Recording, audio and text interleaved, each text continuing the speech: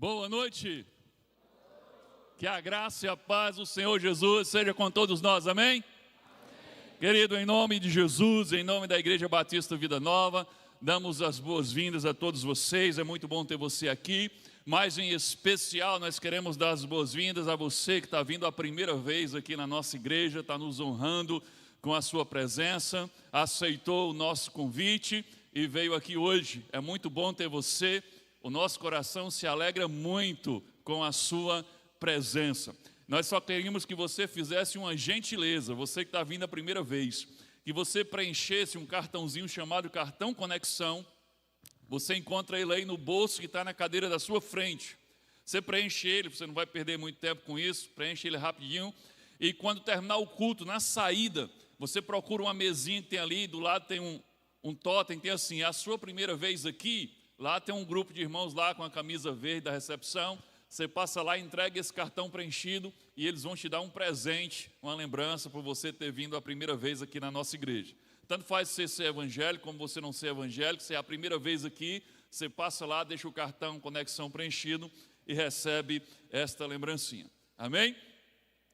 Queridos, nós vamos continuar a nossa série de estudos, nossa série de mensagens baseada no livro de Atos dos Apóstolos. O título da nossa série é A Ação do Espírito através da Igreja. O livro de Atos dos Apóstolos está no Novo Testamento, é um livro histórico que conta a história da plantação da Igreja de Jesus Cristo e como o Senhor edificou a sua igreja e como foram as primeiras décadas de existência dela. E à medida que nós estudamos como viveram, como agiram os primeiros cristãos, nós também aprendemos como nós devemos ser igreja e como nós devemos viver a nossa fé nos dias de hoje. Hoje nós já vamos para a mensagem 18 dessa série, e o título da mensagem de hoje é Atos 13, porque estamos estudando o capítulo 13 hoje. A luz não negocia com as trevas. A luz não negocia com as trevas. Então, como já está aí, hoje nós vamos estudar o capítulo 13. Mas não vamos estudar todo o capítulo 13, pegamos a parte principal do capítulo, nós vamos estudar os 12 primeiros versículos, mas eu recomendo, eu oriento e eu insisto para que você em casa leia todo o capítulo 13. Tá? Próxima semana nós não vamos falar do restante do 13. Então leia, por favor, todo o capítulo 13 em casa. Agora vamos fazer a leitura desta porção que vai ser a base para todas as lições que nós vamos aprender hoje aqui. Então peço a sua total e completa atenção e reverência para a leitura do texto bíblico. Vai aparecer na tela, você acompanha a leitura, concentra-se e use também a sua imaginação para reconstruir a cena ou as cenas que o texto vai descrever. Vamos lá? Acompanhe a leitura na tela. Versículo 1 do capítulo 13 diz assim: Na igreja de Antioquia havia profetas e mestres: Barnabé, Simeão, chamado Níger, Lúcio de Cirene, Manaém, que fora criado com Herodes, o tetrarca, e Saulo. Enquanto adoravam ao Senhor e jejuavam, disse o Espírito Santo: Separem-me Barnabé e Saulo para a obra a que os tenho chamado. Próxima tela. Assim, depois de jejuar e orar, impuseram-lhe as mãos e os enviaram. Enviados pelo Espírito Santo, desceram a Seleucia e dali navegaram para Chipre. E chegando em Salamina, proclamaram a palavra de Deus nas sinagogas judaicas. João estava com eles como auxiliar. Viajaram por toda a ilha até chegarem a Pafos. Próxima tela. Ali encontraram um judeu chamado Bar-Jesus, que praticava magia e era falso profeta. ele era assessor do procônsul Sérgio Paulo. O procônsul, sendo homem culto, mandou chamar Barnabé e Saulo, porque queria ouvir a palavra de Deus. Mas Elimas, o mágico, este é o significado do seu nome, na verdade esse é o título que ele tinha, pôs-se a eles e tentava desviar a fé do procônsul. Então Saulo, também chamado Paulo, cheio do Espírito Santo, olhou firmemente para Elimas e disse, próxima tela: filho do diabo e inimigo de tudo que é justo, você está cheio de toda espécie de engano e maldade. Quando é que vai parar de perverter os retos caminhos do Senhor? Saiba agora que a mão do Senhor está contra você, e você ficará cego e incapaz de ver a luz do sol durante algum tempo. E imediatamente vieram sobre ele névoas e escuridão, e ele, tateando, procurava quem o guiasse pela mão. O procônsul, vendo o que havia acontecido, creu, profundamente impressionado com o ensino do Senhor. Amém? Paizinho querido, Deus amado, é no nome de Jesus que nós te louvamos e agradecemos pelo privilégio de estarmos reunidos aqui neste lugar. Pai, em nome de Jesus, consagramos ao Senhor este momento e as nossas vidas.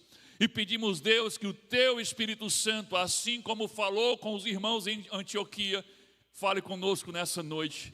Que o Teu Espírito Santo fale e que o Senhor nos dê a capacidade de ouvir a Tua voz, de entender a mensagem e sermos transformados por ela em pessoas mais parecidas com Teu Filho Jesus. Fala conosco nessa noite, Deus. Essa é a nossa oração no nome de Jesus. Amém. Esse texto, queridos, é um texto riquíssimo, 12 versículos apenas, mas aqui tem muito ouro escondido para ser garimpado. E eu gostaria de chamar a atenção de algumas coisas aqui apenas como nota explicativa antes de começarmos a tirar as lições propriamente ditas. A primeira coisa que eu quero esclarecer é uma dúvida muito comum que existe entre os crentes. Eu já vi até pregadores falando sobre o nome de Saulo, que dizem que Jesus mudou o nome de Saulo para Paulo. As pessoas às vezes tendem a pensar assim, porque no Antigo Testamento Deus mudou o nome de Abrão para Abraão, de Sarai para Sara, e aí quando eles veem que Saulo se converteu e depois começa a ser chamado de Paulo, alguns dizem que foi Jesus que mudou o nome por causa da conversão, mas essa não é a realidade sobre Paulo, porque aqui diz assim, e Saulo também chamado Paulo. Não é que mudou o nome, é que Saulo tinha 2 nomes. Isso era muito comum naquela cultura. Saulo era o nome judaico e Paulo era o nome romano.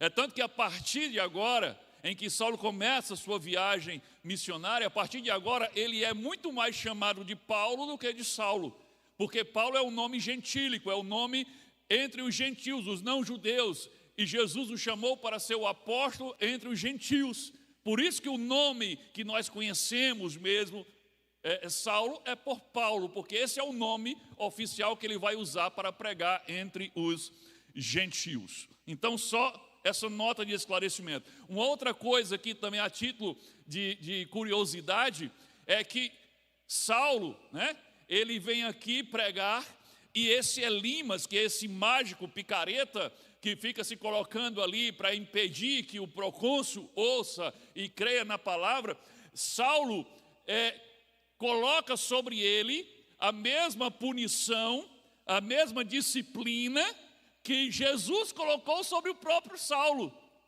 Não sei se você lembra, quando Saulo estava também, assim como Elimas, trabalhando contra o reino de Deus, estava perseguindo a igreja de Jesus, quando ele ia a caminho de Damasco, quando Jesus aparece para ele, a caminho de Damasco, ele cai no chão, e Jesus disse, Saulo, Saulo, por que me persegues? Quem és tu, Senhor?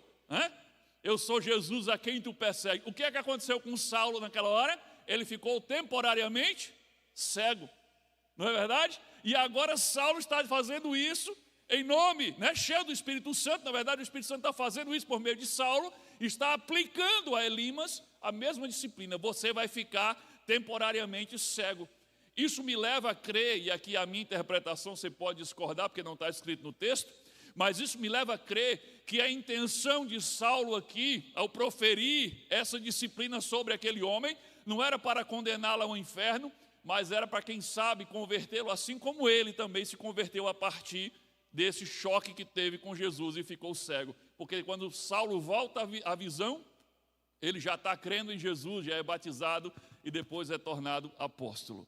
Então, é bem curioso isso aqui, eu gostaria só de lembrá-los disso. E Atos 13 não é apenas a história de uma viagem missionária de Paulo e Barnabé. Nós vemos aqui uma batalha espiritual pela alma de um homem, Sérgio Paulo. Não confunda, tem o apóstolo Paulo, e aqui é Sérgio Paulo, o procônsul, o governador da ilha de Chipre. E aqui é uma batalha pela alma deste homem, porque toda vez que Deus decide agir, as trevas se colocam no caminho para tentar impedir. E Paulo sabe identificar bem a ação das trevas para impedir o avanço do reino, porque ele mesmo já tinha sido usado como instrumento das trevas para tentar impedir o avanço do reino de Deus. Então a pergunta que vamos responder hoje é a de sempre, só muda o nome do capítulo. Quais as lições podemos aprender com o capítulo 13 de Atos? Então você pode pegar o seu esboço. Se você não trouxe caneta, deve ter uma caneta aí no bolso da cadeira na sua frente. Você vai anotar as palavrinhas que estiverem faltando, mas não se limite a isso. Anote tudo aquilo que o Espírito Santo ministrar, particularmente a tua vida. E leve esse papelzinho para a tua reunião do PGM na semana, para lá você compartilhar como Deus falou em particular com você, para que através disso os irmãos sejam abençoados e edificados também. Então a primeira lição que você já pode completar aí é a seguinte: jejum e oração são ferramentas para buscar a presença de Deus e não instrumento de barganha. Jejum e oração são ferramentas para buscar a presença de Deus e não, deveria estar no plural aí, e não instrumentos de barganha. Nós vemos isso logo no início do capítulo. Vamos relembrar aí? Versículo 2 e 3, coloca na tela. Enquanto adoravam ao Senhor e jejuavam, disse o Espírito Santo: separem-me Barnabé e Saulo para a obra que os tenho chamado. Assim, depois de jejuar e orar, impuseram-lhe as mãos e os enviaram. Atente para o que estava acontecendo na igreja de Antioquia e qual foi a resposta de Deus ao que estava acontecendo lá. O texto diz que a igreja estava adorando, jejuando e orando. E claramente o jejum e a oração eram uma expressão de adoração, de consagração e não uma tentativa de barganhar algo com Deus. E como é que Deus reagiu à oração e ao jejum da igreja? O Espírito Santo falou com a igreja e deu direção a ela. O resultado, durante o jejum, a igreja não estava pedindo algo para si a Deus, mas ela entregou algo de si para Deus. Isso é incrível. O Espírito Santo falou e o Espírito Santo pediu à igreja: deem-me, separem para mim Barnabé e Saulo. Ele vai lá nos dois melhores missionários do grupo. Eu quero Barnabé e Saulo, separem para mim, porque eu tenho uma missão para eles. E aí diz que debaixo de jejum e oração, a igreja impôs as mãos sobre eles e os enviaram pelo Espírito Santo. Olha que coisa impressionante.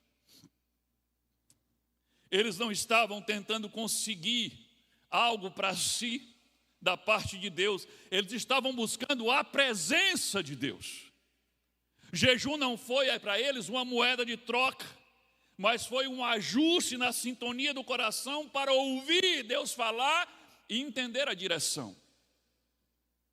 O grande equívoco moderno é que muitas pessoas enxergam o jejum como uma forma de pressionar Deus a dar alguma coisa que Deus parece que não está querendo muito dar a você. Eu estou pedindo um negócio a Deus e Ele não está me dando, então eu vou jejuar e orar, vou fazer um propósito para Deus realmente me dar. E muita gente usa o jejum como uma forma de pressionar Deus a dar alguma coisa que talvez Deus não queira dar. Coitado de você se Deus ceder. Usa o jejum como um sacrifício para receber algo para si. Uma troca espiritual. Eu faço isso, Deus, e o Senhor me dá aquilo. Um atalho para um milagre. Muita gente vê o jejum dessa forma. E eu não estou dizendo que é errado ou é pecado jejuar quando está pedindo alguma coisa a Deus. Mas essa não é a essência do jejum. Não é para isso que o jejum foi criado, não é para isso que o jejum serve. Jejum não é negociação, jejum é alinhamento da alma e do coração. Jejum não é para convencer Deus a fazer algo, jejum é para permitir que Deus ajuste algo em mim. Jejum não é para mudar a Deus, jejum é para mudar a mim. E o que é o jejum bíblico, gente? A gente escuta o povo de hoje falando em cada tipo de jejum. É o jejum, vou fazer jejum de WhatsApp, vou fazer jejum de Instagram, vou fazer jejum... Pelo amor de Deus, onde é que isso está na Bíblia, gente? Sabe, porque não existia WhatsApp nem Instagram. Mas veja bem, é legítimo que você faça um propósito diante de Deus de se abster daquilo que de repente está tirando o teu foco, daquilo que está te pervertendo, e você diz, eu vou me abster disso aqui, porque isso aqui está tirando o meu foco das coisas que realmente são importantes. É válido, isso é um propósito diante de Deus, faça isso. Mas não chama isso de jejum. O nome disso não é jejum. Jejum bíblico é abstinência de alimento. Veja o exemplo de Jesus.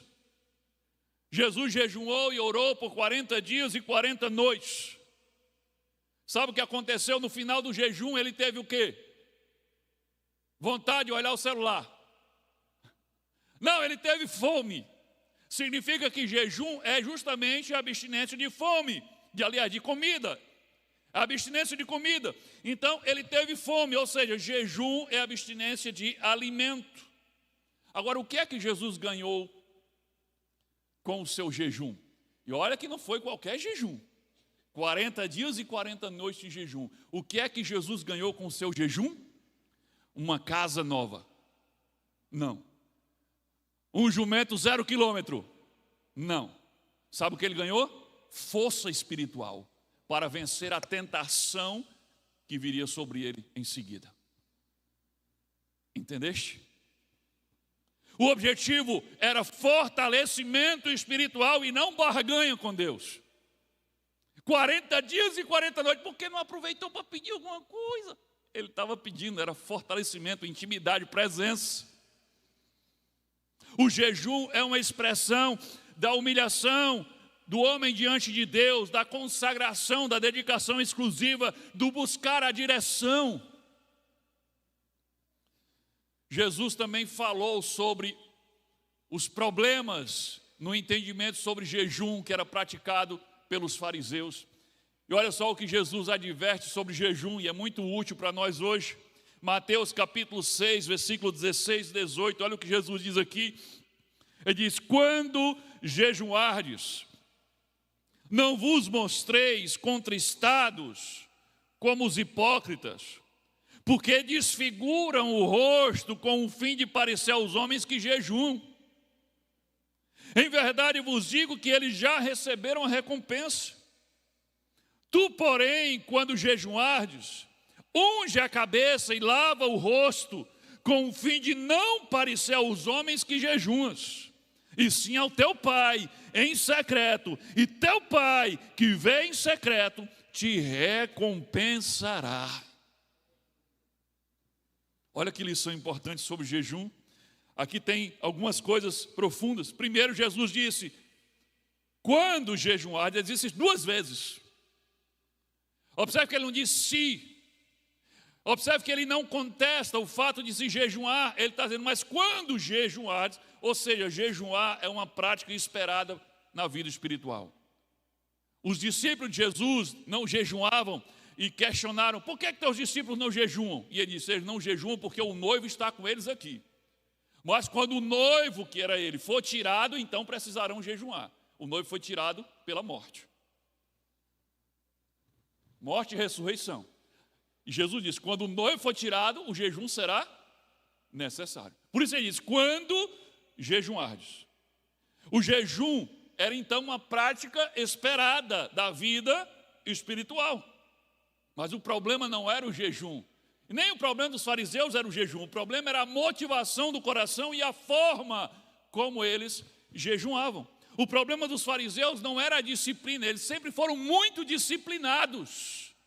O problema era a intenção do coração e a performance deles.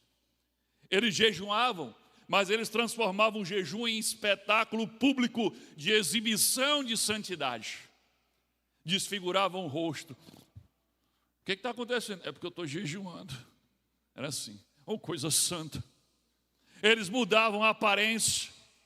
Eles queriam parecer que estavam jejuando, porque eles queriam mostrar que eram espirituais.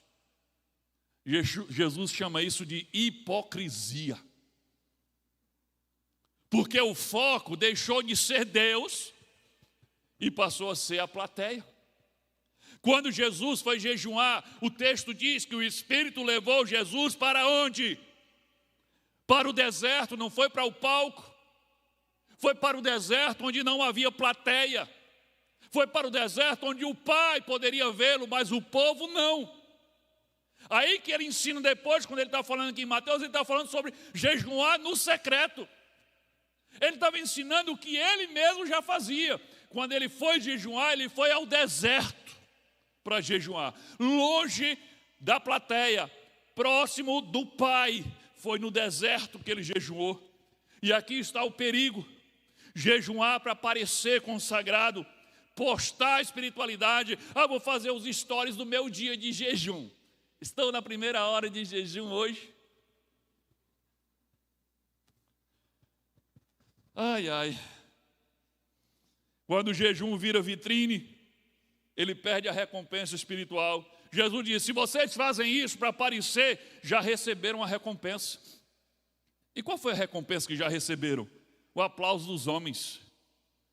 Não era isso que você queria? Você não queria que as pessoas notassem? Pronto, já recebeu. Está aí a tua recompensa. E é uma troca muito burra. Sim, você preferia aplausos e reconhecimento de pessoas, de pecadores, do que a presença e a intimidade com Deus? Mas essa era a troca que os fariseus faziam. Eles preferiam os aplausos, o jejum deles, todo o fruto, todo o benefício, toda a recompensa que eles conseguiam com o jejum deles era a admiração das pessoas que dizem, oh, que povo santo. E às vezes nem isso consegue, né? Em vez de conseguir mais da presença, em vez de conseguir mais intimidade com o Senhor, em vez de alinhar o coração com Deus, desentupir o teu ouvido espiritual e ouvir Ele falar. Jejuar em secreto dá mais da presença de Deus, jejuar em público dá mais aplauso dos homens. Agora você escolhe qual a recompensa que você quer e você faz o teu jejum. Jejum é lembrar que a minha maior necessidade não é de pão. A minha maior necessidade é de Deus, é da palavra de Deus. Foi isso que Jesus disse no final do jejum, quando ele teve fome. E o diabo chegou e disse, se tu és o Filho de Deus, transforma essas pedras em pães. Aí Jesus cita a palavra de Deuteronômio, está escrito em Deuteronômio, e diz, não só de pão viverá o homem, mas de toda a palavra que procede da boca de Deus. Querido, a oração também sofre o mesmo problema que o jejum. Muita gente transforma a oração num ritual em vez de transformá-la num relacionamento. Muitos tratam a oração como uma lista de pedidos, como uma lista de compras, ou como uma central de reclamação, central de atendimento ao consumidor. E aí sua oração é: Senhor, mas agora que eu estou fazendo tal coisa, como é que o Senhor deixa que tal coisa aconteça? Ou então, me dá aquilo, me dá aquilo, me dá aquilo outro. Agora que eu estou vindo para a escola bíblica, que eu tenho que acordar muito cedo, 8 horas da manhã eu já estou aqui, e o Senhor não me deu o que eu pedi. Central de reclamação do consumidor. Muita gente faz a oração assim. Ou então um canal de emergência, 190. SOS, SOS. A oração é só SOS. Mas a oração é, acima de tudo, comunhão, relacionamento. Em Atos 13, a igreja estava diante de Deus, adorando, jejuando e orando. Querido, como é que o jejum deve ser feito hoje? Da mesma forma que Jesus ensinou. Primeiro, com discrição. Não anuncie, não dramatize, faça em secreto. O jejum deve ser feito com equilíbrio. Não é uma prova de resistência física para ver quem passa mais horas sem jejuar. Não é isso. É uma prática espiritual.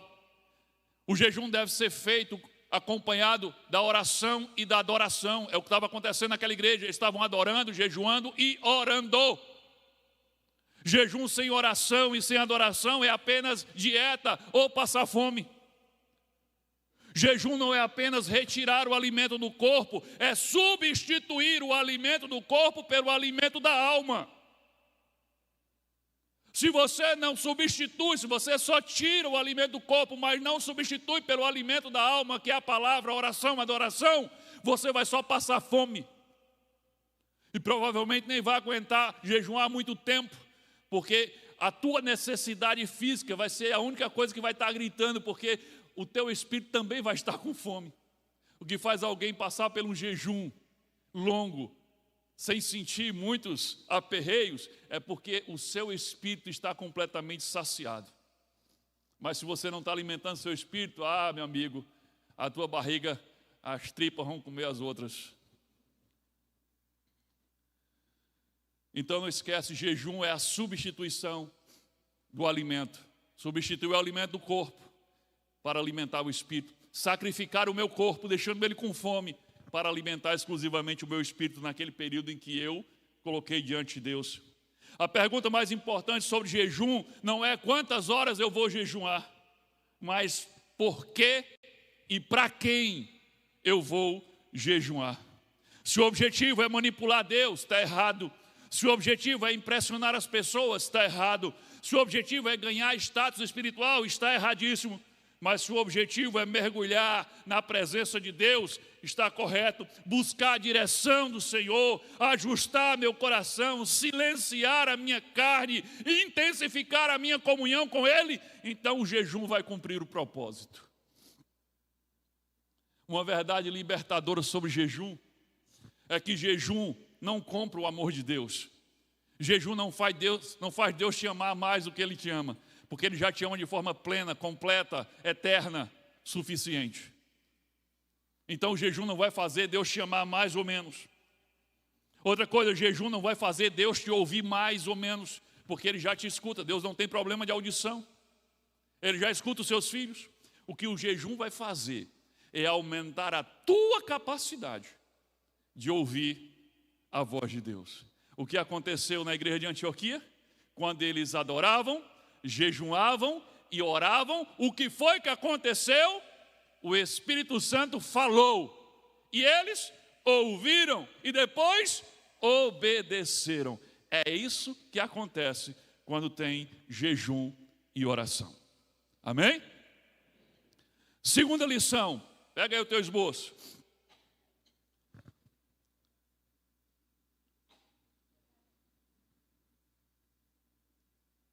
O inferno não se movimenta à toa. Ele investe mais onde há potencial de multiplicação. Entenda, ele não só investe, ele investe mais onde há potencial de multiplicação. Você pensa que só quem fala de multiplicação é na Ibavinha, é? No PGM? As trevas entenderam o poder da multiplicação antes de nós. Entenda o que eu quero dizer aqui. Lembre de Sérgio Paulo, o procônsul da ilha de Chipre? Ele era o alvo prioritário, estratégico de Satanás naquela ilha.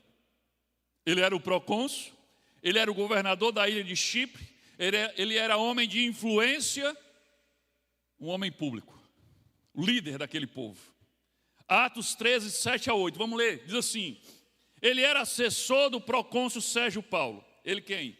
O Elimas. Aí diz: o procônsul, sendo homem culto, mandou chamar Barnabé e Saulo, porque queria ouvir a palavra de Deus. Agora veja, mas Elimas, o mágico, opôs-se a eles e tentava desviar a fé do procônsul. Atentaram para isso? Tinha uma figura com um objetivo específico de impedir que o procônsul Sérgio Paulo ouvisse e cresce na palavra de Deus. Elimas não se levanta por acaso.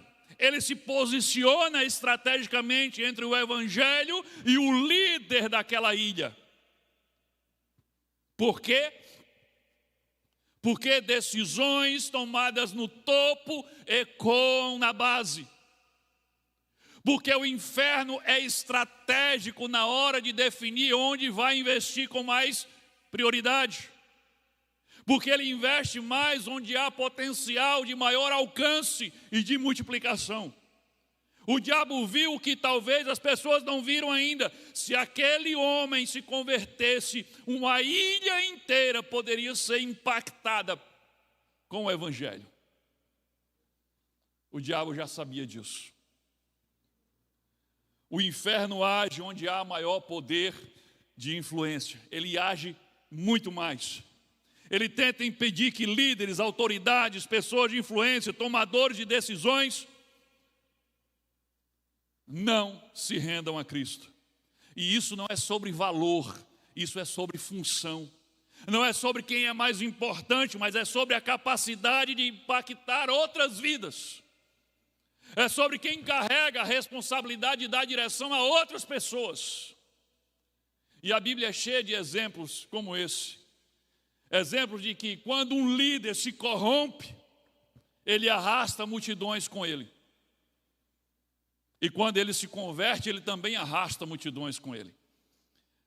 O caso ruim aqui, do líder que se corrompe e arrasta multidões, os vários reis de Israel, se você ler a história dos reis de Israel, você vai ver isso. Mas a gente podia destacar aqui o rei Acabe. Acabe era um rei de Israel. A história dele está lá em 1 Reis. Acabe não foi apenas um rei que pecou. Ele oficializou, institucionalizou a idolatria na nação de Israel. Ele casou-se com uma mulher chamada Jezabel, uma sacerdotisa de Baal, uma prostituta em todos os sentidos, e abriu espaço para a perseguição em Israel dos profetas de Deus.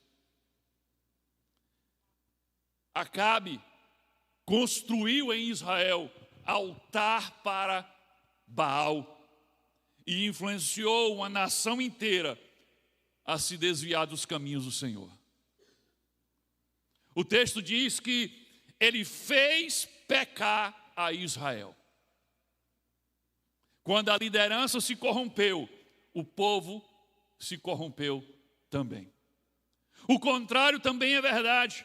Quando um líder se converte, ele também arrasta multidões. E eu não estou falando, pelo amor de Deus, eu não estou falando que uma pessoa se converte e é capaz de salvar os outros com a conversão dele. Eu estou falando sobre o poder de influenciar os outros aí pelo mesmo caminho que você foi.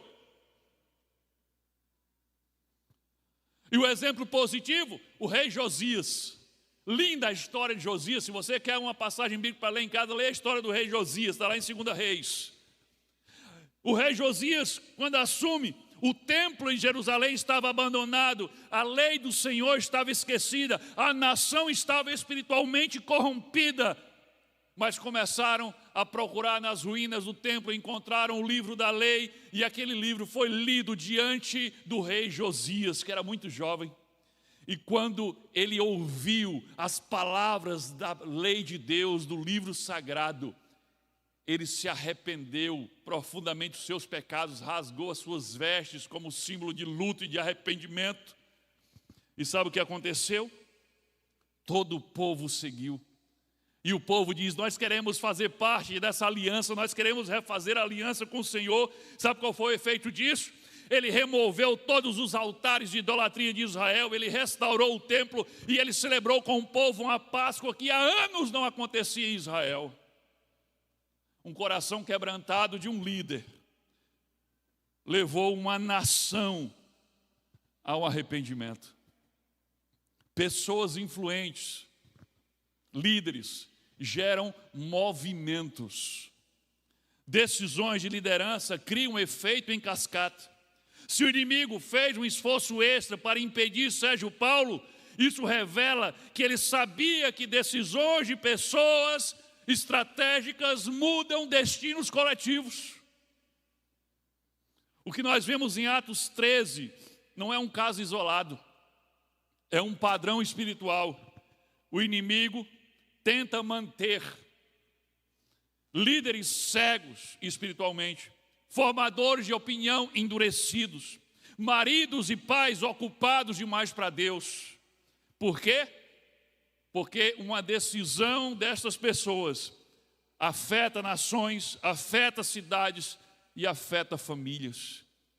Quando um líder se rende a Cristo, normalmente ele não se rende sozinho. Por isso o diabo impõe barreiras maiores. Por isso ele impõe distrações mais sofisticadas.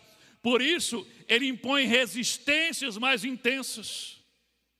Satanás providenciou um agente exclusivo para impedir a conversão de Sérgio Paulo. Mas não pense que Satanás se limita a investir pesado apenas em líderes de cidades, estados e nações. Isso também acontece em contextos menores, como o contexto da família. Quando um homem que é colocado por Deus como cabeça da sua casa, quando esse homem se dobra diante do altar de Deus, a tendência é que a casa dele também se dobre.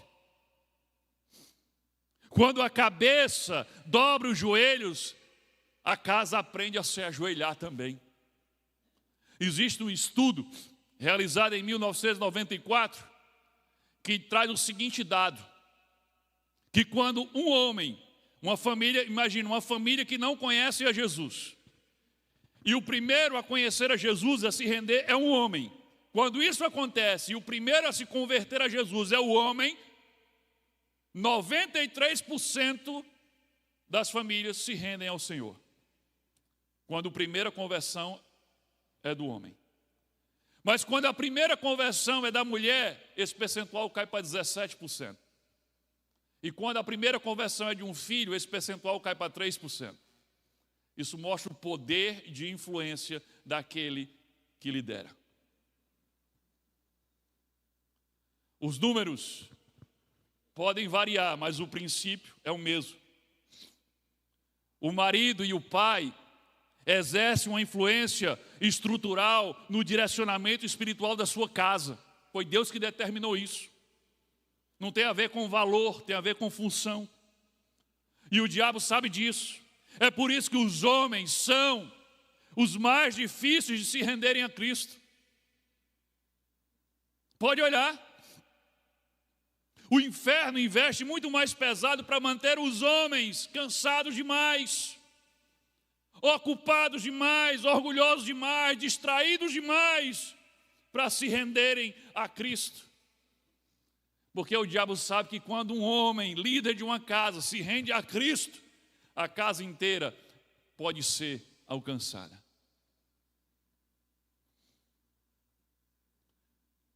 Se você está tentando alcançar um líder, se você está investindo para alcançar um líder para Jesus, eu digo a você, pode ser um patrão, pode ser um político, pode ser um empresário, um pai, um marido. Talvez você esteja perguntando, por que é tão difícil? Por que esse coração é tão duro? Por que é tão complicado? E eu te dou a resposta. É porque você não está investindo apenas em uma alma. Não é apenas uma alma que está em jogo. Tem muito mais alma em jogo aí. Existe um efeito dominó espiritual ligado à decisão de um líder. Por isso é mais resistente. Por isso é mais difícil. Mas não desanime. Porque quando um líder se rende à voz de Deus, ele sempre arrasta pessoas para obedecer a Deus junto com ele. Isso desde a salvação a também a direção de Deus depois da salvação. Vou dar um exemplo. Se Deus chega para você e diz assim, você que é um membro da igreja, Deus diz assim, faça a leitura da Bíblia todos os dias. Qual o efeito disso para outras pessoas? Talvez você consiga contagiar pessoas da sua casa, talvez. Mas vocês lembram? Há algum tempo, o pastor Sebastião estava pregando aqui, e eu estava aí, com vocês sendo ministrado. E ele falou uma coisa que Deus foi lá e pá, tocou em mim. Ele falou assim, que a maioria dos crentes nunca leram a Bíblia toda. Quando ele falou aquilo, Deus falou comigo. E Deus falou comigo dizendo, é sua responsabilidade. Você precisa fazer isso. Você precisa ler e chamar as pessoas para lerem. Naquela hora eu tomei uma decisão. Eu, Micaías, tomei uma decisão. Eu subi aqui, no final da mensagem eu disse, a decisão é que a partir de amanhã, eu falei, a partir de amanhã, eu vou fazer a leitura do Novo Testamento todos os dias, vou gravar no áudio a leitura e um pequeno comentário, e vou compartilhar nos grupos, e vocês me seguem, leiam comigo, vamos ler o Novo Testamento. E a partir daquele dia tem centenas de pessoas que estão lendo o Novo Testamento todo dia. De lá para cá eu já melhorei um pouquinho a qualidade dos áudios. Se você não está fazendo isso, você pode acompanhar pelo meu Instagram, é mais fácil que conseguir entrar na comunidade. Mas lá no meu Instagram, Micaías Vieira. Todos os dias, está lá. Observe. Quando Deus falou comigo, quando eu me rendi a uma orientação de Deus, isso não teve um efeito somente sobre a minha vida, mas isso teve um efeito sobre centenas de pessoas. E eu nem sei quantas pessoas estão acompanhando isso, porque as pessoas dizem assim para mim, pastor, eu estou compartilhando com a minha família lá do Maranhão, com a minha família lá não sei de onde, com a minha família lá do Ceará, lá de São Paulo. Então eu não faço ideia de onde está chegando isso. Mas tem centenas de pessoas lendo a Bíblia agora todo dia. Você entende que existe uma batalha espiritual? Agora presta atenção, o diabo ataca todo mundo aqui, pode ter certeza, o diabo quer derrubar vocês tudinho, cada um de vocês é alvo do diabo. Mas você pode ter certeza que tem um bocado de elimas na minha cola. Pode ter certeza que a batalha espiritual que eu enfrento é maior, porque se eu falhar, se eu cair, tem um monte de gente que vai tropeçar e cair junto comigo. Se eu obedecer, também tem um bocado de gente que vai ser inspirado a obedecer também. Então, quando você for orar, não ora só por você não, ora por mim também, para que Deus tenha misericórdia de mim. Mas esse é o exemplo. A resistência maior indica impacto maior daquela vida. Então, continue orando, continue semeando, continue crendo, vai dar certo. Agora, por que você não está tentando alcançar só um homem, querido? Quando você está tentando alcançar um líder. Você pode estar tentando alcançar uma casa toda e nem sabia. Você pode estar tentando alcançar toda uma geração que virá depois que aquele homem se converter. Você já pensou isso? Quando eu olho para a família da minha mãe, eu lembro do meu avô, seu Severino, um baixinho, rocado, paraibano. Um dia ele entregou a vida dele a Jesus, se converteu de verdade.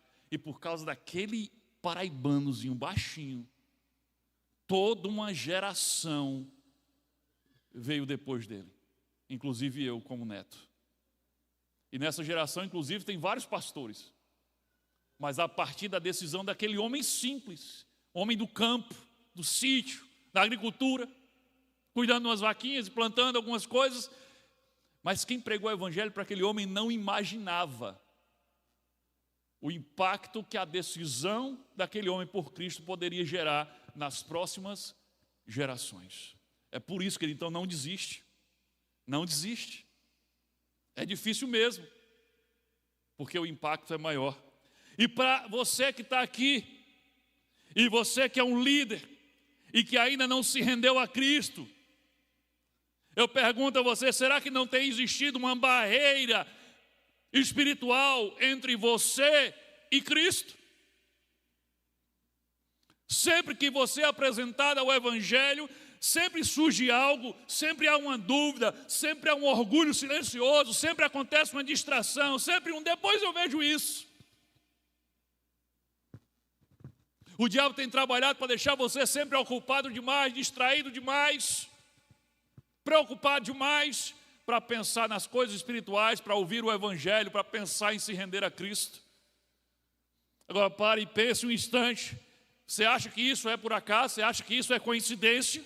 Em Atos 13, o diabo providenciou Elimas para se colocar entre o Evangelho e Sérgio Paulo. Hoje talvez exista algo ou alguém tentando se colocar ou se colocando entre você e Jesus. Não porque você tem mais valor do que os outros, não. Sérgio Paulo não era mais importante, não tinha mais valor do que ninguém naquela ilha. Não é sobre valor, mas porque você é líder, você tem posição de influência. E o inimigo sabe que se você se render a Cristo, há uma grande possibilidade de toda a sua casa se render também. Que se você se render a Cristo, talvez os seus filhos também se rendam. Se você se render a Cristo, os seus funcionários sejam impactados. Se você se render a Cristo, a história de muita gente que está orbitando à tua volta pode ser tocada. Por isso ele tem investido dobrado, pesado, para que você não se renda a Cristo. Ele sabe o impacto que a tua vida rendida ao Senhor pode gerar. E talvez o motivo de haver tanta barreira para você se entregar a Cristo seja justamente porque o inferno sabe o que pode acontecer quando você dobrar os seus joelhos. Lembre-se, quando o cabeça dobra os joelhos, a casa inteira aprende a se ajoelhar. Amém? Terceira e última lição que vamos aprender hoje com Atos 13. A inteligência natural não protege contra o engano espiritual.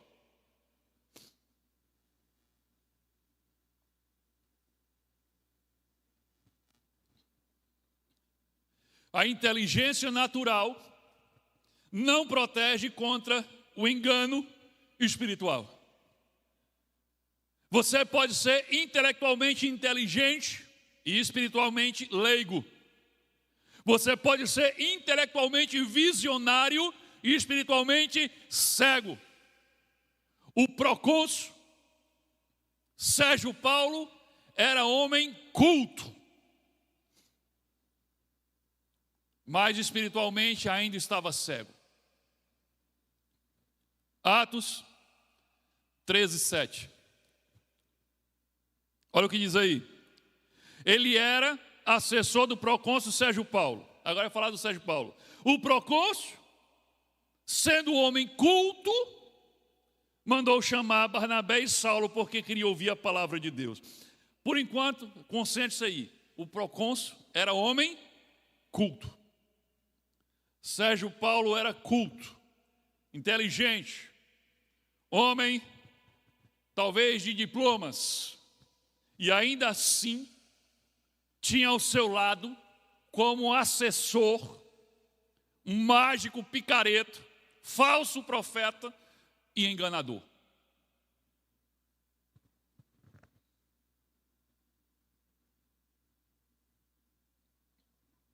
Isso nos obriga a pensar e a perguntar: como pessoas inteligentes podem dar ouvidos a vozes espirituais tão equivocadas? Tem tanta gente intelectualmente inteligente se deixando levar pelo engano espiritual, é incrível isso. Gente intelectualmente brilhante, mas se deixando levar pelo ateísmo, pelo espiritismo, pelo misticismo, pelo satanismo. Isso é loucura.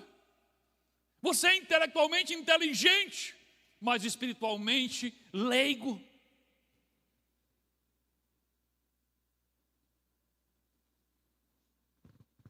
Como é que mentes brilhantes podem ser tão facilmente enganados por falsas doutrinas espirituais? A questão é que a inteligência intelectual não gera discernimento espiritual. Discernimento espiritual é gerado pela presença do Espírito Santo, e o Espírito Santo só está presente na sua vida quando você se rende a Cristo. Inteligência intelectual não gera discernimento espiritual. Sérgio Paulo era inteligentíssimo, era um homem culto, um homem de diplomas, mas ele não conseguia discernir que aquele cara que estava do lado dele como assessor era um filho de Satanás, enviado para desviá-lo da verdadeira fé, porque ele não tinha discernimento espiritual, embora tivesse inteligência intelectual. Olha o que Paulo diz em 1 Coríntios capítulo 2, versículo 14. Ora, o homem natural não aceita as coisas do Espírito de Deus, porque eles são loucura. Veja, o homem natural ele pode ser inteligente, mas quando ele olha para as coisas de Deus, ele não entende, parece loucura. E não pode entendê-las, porque elas se discernem espiritualmente. Aí que está. As coisas espirituais são discernidas pelo Espírito, não pela inteligência. Por isso você pode ser o bichão da matemática, das ciências, e ser um ignorante completo nas questões espirituais. Aqui Paulo ensina que as verdades espirituais, inclusive as Escrituras, são compreendidas apenas com a capacidade do Espírito e não pela capacidade intelectual. É por isso que quando pessoas inteligentes decidem ler a Bíblia apenas para pesquisar a religião, elas acabam ficando mais distantes da fé do que antes. Porque a Bíblia não é um livro de ciência. A Bíblia é um livro espiritual e se discerne pelo Espírito. É por isso que você pode ler a Bíblia todinha e no final terminar mais incrédulo do que quando começou. E eu posso ler a Bíblia e me maravilhar com o que ela diz, porque eu não leio com os meus olhos, mas com os olhos espirituais. É por isso que alguém lê a Bíblia e diz: eu não vi nada de interessante aqui. Outra pessoa lê a Bíblia e vê algo espetacular. Como você viu isso aí? Eu não vi. Você mesmo. Pode ter acontecido com você mesmo. Um dia você leu a Bíblia, aquele mesmo texto, e você não viu nada demais. Um outro dia você estava em comunhão com Deus, você estava em oração, você leu a Bíblia e a verdade saltou para cima de você e te emocionou. Como eu nunca vi isso? Isso acontece comigo toda semana. Como eu nunca vi isso? Eu começo a ler o texto da mensagem da semana, eu leio a primeira vez e parece que não tem nada ali. Meu Deus, como é que vai ser uma mensagem daqui? Jesus, como é que eu vou espremer aqui para dar uma mensagem? Aí daqui a pouco começa a pedir misericórdia, chega. E daqui a pouco eu digo: não, eu tenho que tirar um bocado de coisa que não vai caber tudo na mensagem. Não é inteligência intelectual, é discernimento espiritual que é dado pelo Espírito Santo. Não é uma capacidade humana, é uma capacidade do Espírito. É possível ser brilhante intelectualmente e estar vulnerável espiritualmente a falsas doutrinas? Sim. Mas tem um detalhe muito, muito interessante sobre Sérgio Paulo. E ele aqui nos ensina uma lição preciosa. Sabe qual é? É que era um homem culto, inteligente, mas diferente da maioria que é culto e inteligente, Sérgio Paulo não era arrogante. Olha que coisa. Aqui Sérgio Paulo nos ensina essa lição. Sérgio Paulo era culto, mas não era arrogante. O que é que Sérgio Paulo faz? Lembra que nós lemos aqui? Ele mandou chamar Saulo e Barnabé, porque ele queria ouvir a palavra de Deus. Isso é lindo. Mesmo sendo um homem de diplomas, ele reconheceu que precisava ouvir alguém além das ciências humanas. E ele chamou alguém que tinha um discernimento espiritual para lhe ensinar sobre a palavra de Deus. A maioria das mentes brilhantes são arrogantes demais para ouvir um simples pregador da palavra de Deus. Você sabe disso, né? A maioria das mentes brilhantes são arrogantes demais para ouvir um simples pregador da palavra de Deus. Até crente, quando começa a estudar muito e fica arrogante, também já não consegue mais ser ministrado por um pregador da palavra de Deus. Imagine alguém que não conhece Jesus. Você conhece algum crente assim? Começa a estudar a Bíblia e fica arrogante? Começa a estudar teologia e fica arrogante? E ele não consegue mais ouvir um pregador e ser ministrado? Quando ele senta diante de um pregador, ele não consegue abrir a alma dele e receber a ministração. Ele fica, mas teologicamente aquele ponto ali está errado, não, porque aquilo ali devia ter sido assim, não, porque aquela referência era melhor aquela. E termina o culto e ele sai com a avaliação teológica sobre a mensagem que foi pregada e zero de aplicação para a vida dele. Não ouviu uma vez o Espírito Santo falar com ele, tocar na ferida, sabe, confrontar o pecado, trazer consolo, nem uma vez. Imagina os que estão fora. Os intelectualmente brilhantes, a maioria são incapazes de sentar para ouvir um simples pregador da palavra. Mas Sérgio Paulo, intelectualmente brilhante, um homem culto, líder, governador da ilha, disse, manda chamar Saulo e Barnabé, porque eu quero ser ministrado pela palavra de Deus. Agora perceba, mesmo desejando ouvir a palavra, havia uma voz do lado dele tentando distorcer a palavra. E aqui está o ponto, não basta querer ouvir Deus, é preciso deixar de ouvir, calar a voz que está do teu lado, distorcendo o que Deus está dizendo. A pergunta que atravessa o texto é: como nós podemos permitir que vozes contrárias a Deus fiquem tão perto e se tornem tão familiares? Quem é que está sentado ao teu lado? Quem é que está aconselhando as suas decisões? Quem é que está te ajudando a interpretar a vida? Quem é que está moldando a tua visão de mundo? Talvez você tenha um ou mais de um Elimas perto de você. Pode ser uma amizade antiga, constante. Pode ser um colega de trabalho. Pode ser um professor, um colega da faculdade, um canal no YouTube, uma personalidade do Instagram. O problema não é que essas vozes existem, porque elas existem. O problema é quando elas ganham um assento na sua mesa. Em Atos 13, Paulo, movido pelo Espírito Santo, confronta essa voz que atrapalhava Sérgio Paulo. E aqui tem uma pérola preciosa. Vocês lembram como era o nome de Elimas? Atos 13, 6. Havendo atravessado toda a ilha até Pafos, encontraram certo judeu, mágico, falso profeta, chamado Bar Jesus.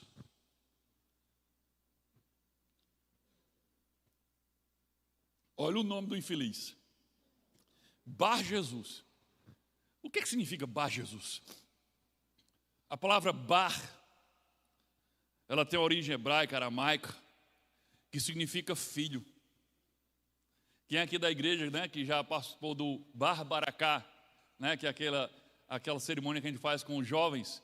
Bar Baracá significa filho da bênção. Bar mitzvah, que é realizado entre os judeus, é filho da lei. Lembra do cego Bartimeu? Era porque ele era filho de Timeu. Então, o Bar, quando diz assim, Bartimeu, está dizendo, este aqui é o filho de Timeu. Então, Bar Jesus era filho de Jesus, mas não era filho de Jesus Cristo, está entendendo? Calma.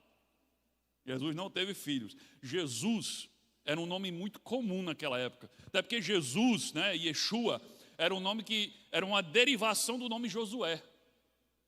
Então era um nome muito comum.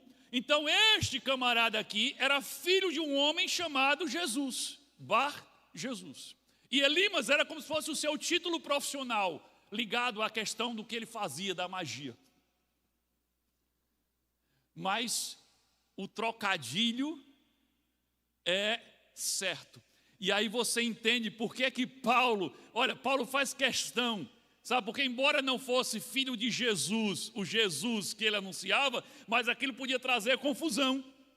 Aquele cara trazia Jesus no nome dele. Olha só, aí o que é que Paulo diz? Como é que Paulo repreende? Capítulo 3, versículo 9 e 10, a primeira parte. Então Saulo, também chamado Paulo, cheio do Espírito Santo, olhou firmemente para Elimas e disse, filho do diabo. Está fazendo um trocadilho com o nome dele. Filho de Jesus, coisa nenhuma. Filho do diabo. Filho do capeta. Olha que coisa impressionante. Paulo fez a correção. E o que acontece quando a voz de Elimas é repreendida e calada? O que é que acontece imediatamente? O texto diz o quê? Sérgio Paulo creu. Entendeste? O que é que estava atrapalhando Sérgio Paulo de entender e crer na palavra? Elimas. Quando Paulo repreende a voz dele e ele cala, Sérgio Paulo crê. Porque diz que ficou impressionado com o ensino. Agora ele pode dar ouvidos ao ensino de Paulo e de Barnabé. E o que foi que mudou para que ele cresce? Não foi apenas a mente dele, mas o ambiente espiritual à sua volta agora também mudou com aquela voz que se calou. Talvez o Espírito Santo esteja fazendo agora com você o que fez com Sérgio Paulo naquele dia. Está expondo, está trazendo à tua memória agora, expondo e desmascarando vozes que parecem de Deus.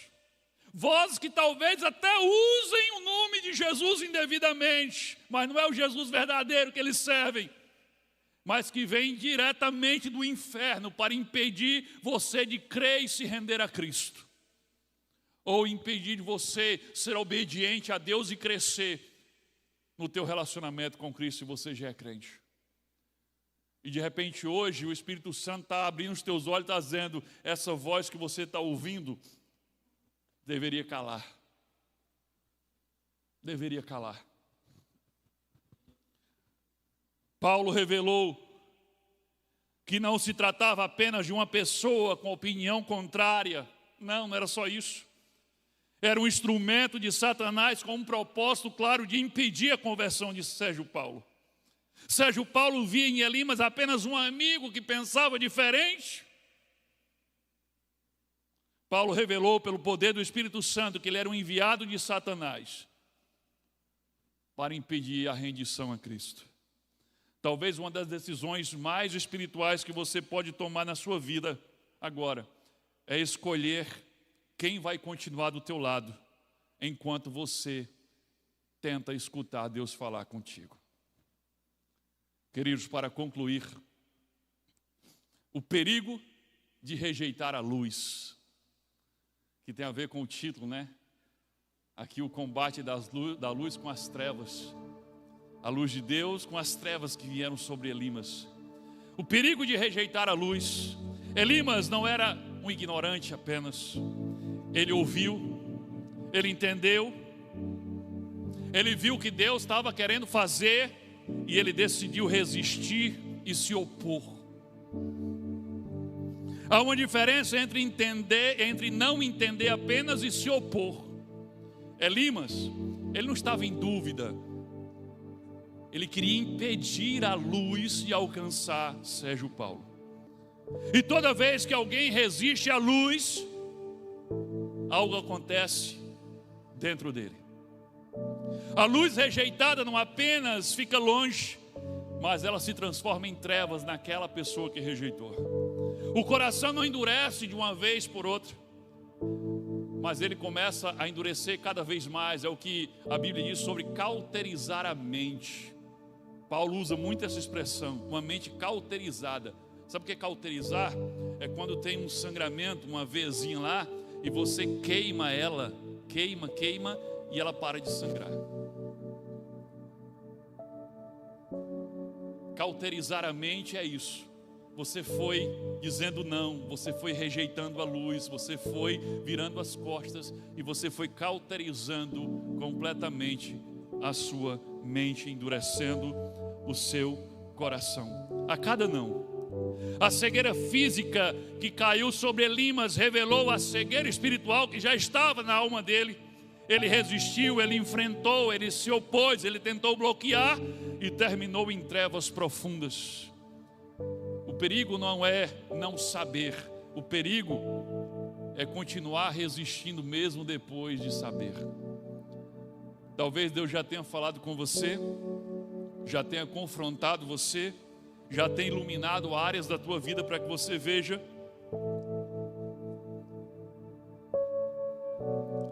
E hoje é dia de você parar de resistir. Porque quem rejeita a luz caminha para a escuridão profunda. Mas quem responde à luz anda em direção à vida eterna. Que Deus nos abençoe em nome de Jesus. Amém.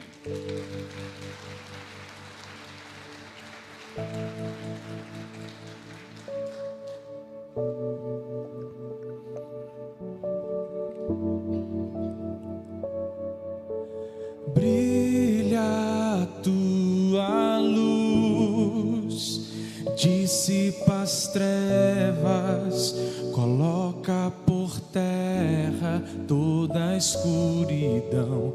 Jesus, te adoramos, Cordeiro Santo, vem viver em nós. Brilha a tua luz, dissipa as trevas, coloca por terra toda a escuridão. Jesus,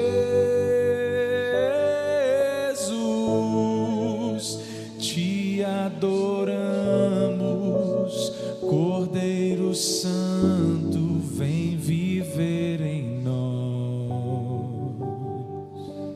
Querido, eu quero falar com você que está aqui hoje, que ainda não se rendeu a Cristo.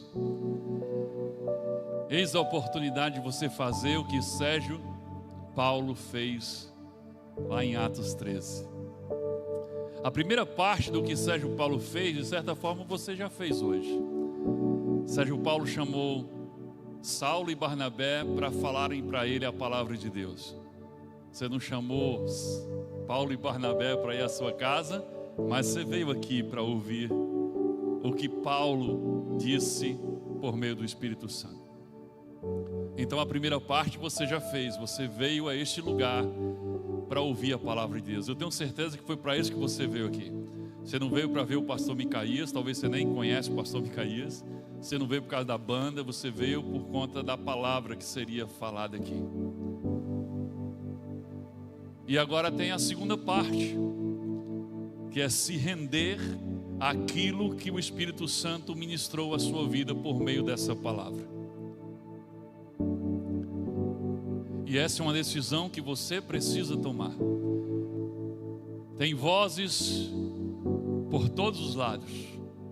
Tem vozes dizendo aí, colocando medo no teu coração. De repente agora mesmo, o medo está surgindo no teu coração, a dúvida. E é o inimigo tentando se opor, tentando fazer o que tentou fazer com Sérgio Paulo. Lá ele personificou em um homem, mas aqui talvez esteja falando diretamente à sua mente agora. Você tem certeza que você vai fazer isso? O que é que vai acontecer com a sua vida? E se você não conseguir ser fiel, depois vão rir de você. Se você disser que agora vai seguir a Jesus, depois você desistir. E se você não conseguir abandonar essas coisas que você tanto gosta, mas você sabe que Deus não gosta.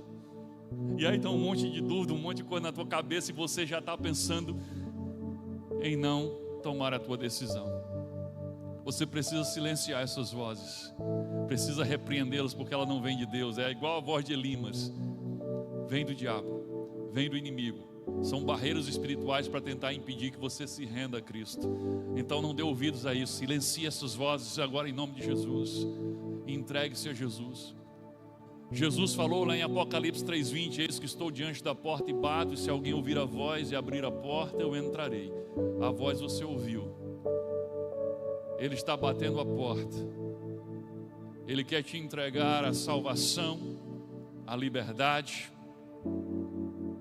e um relacionamento com Deus na condição de filho. É isso. Ele diz, Jesus diz: eu sou o caminho, a verdade e a vida, e ninguém pode vir ao Pai a não ser por mim. Você nunca pode chamar Deus de Pai se você não passar por Cristo. Entende isso? Tem muita gente chamando Deus de Pai, mas nunca foi filho de Deus. Lá em João 1,12 diz: aqueles que o receberam, aqueles que creram no seu nome, ganharam o direito de serem feitos filhos de Deus. Esse papo de que diz que todo mundo é filho de Deus, não está na Bíblia. Filho de Deus é quem creu em Jesus e o recebeu como seu Senhor. Jesus disse: ninguém pode ir ao Pai a não ser por mim. Todos somos criaturas amadas de Deus, mas filho, relação pai e filho, só por quem passou pela cruz de Cristo. É isso que Jesus está te oferecendo quando bate a tua porta. É um relacionamento com Deus na condição de filho, porque Ele é o único que pode te levar ao Pai. Você quer receber Jesus como teu Senhor? Você quer abrir a porta para Ele? Você quer sair daqui rendido a Cristo para segui-lo? Se você quer isso para a tua vida, feche seus olhos agora e ore comigo. Não se preocupa com o que vai acontecer depois, porque Jesus não é só a porta que você passa e depois você tem que se virar sozinho. Ele é o caminho que vem depois da porta também. Entende? Ele vai conduzir você. Ele vai estar com você. Ele diz lá no final do Evangelho, ele diz: e eis que estarei convosco todos os dias, até a consumação dos séculos. Você não vai andar sozinho, para com isso. Você não precisa mudar a si mesmo. Ele que vai transformar você de dentro para fora. Quer se tornar discípulo de Jesus agora? Feche seus olhos aí e ore comigo agora. Esquece que tem mais alguém nesse auditório, é só você e Deus. Diga assim: Senhor Deus, é no nome de Jesus que eu faço essa oração. Reconheço que sou pecador e que eu preciso do teu perdão, da tua graça e da tua misericórdia. Lava-me com o sangue precioso do teu Filho Jesus Cristo. Purifica-me e me torna digno de entrar na tua presença e de chamar o Senhor de Pai. Agora diga assim: Senhor Jesus Cristo, eu abro a porta da minha vida para Ti. Faz de mim a Tua morada. Pode entrar que a casa é Tua. Pode mudar os móveis de lugar.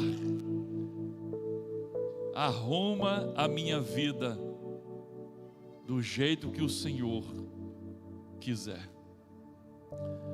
E tudo que há na minha vida que não te agrada, eu abro mão agora. Abro mão e deixo, peço que o Senhor leve embora e jogue fora. Porque a partir de hoje, eu só quero para mim o que o Senhor também quiser. eu me comprometo em te seguir pelo resto dos meus dias, mas reconheço que sou falho, fraco e infiel. Por isso preciso que quando eu tropeçar, o Senhor me segure. E quando eu cair, o Senhor me levante. Sem a tua ajuda, eu vou fracassar miseravelmente. Por isso eu me entrego completamente a ti, aos teus cuidados, à tua proteção. E é no teu nome que eu oro e entrego a minha vida. Amém. E louvado seja o nome do Senhor Jesus.